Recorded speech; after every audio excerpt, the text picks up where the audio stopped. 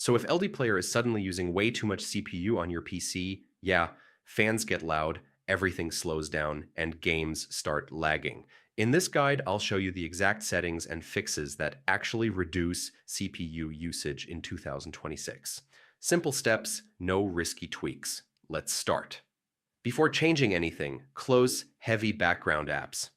Browsers, screen recorders, and launchers can quietly spike CPU usage while LDPlayer is running.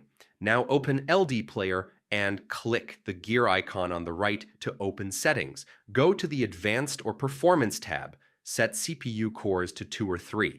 A lot of people think more cores always help, but maxing this out often causes high CPU usage instead.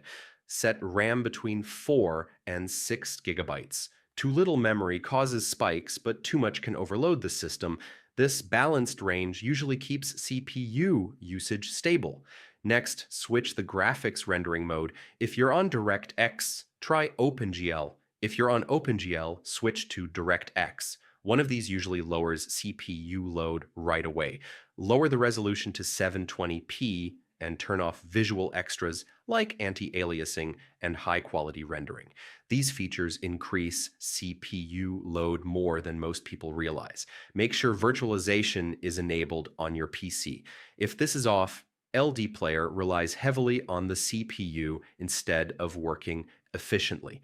Finally, check for LDPlayer updates and update your graphics drivers. Updates often include performance fixes that reduce CPU usage. And that's it.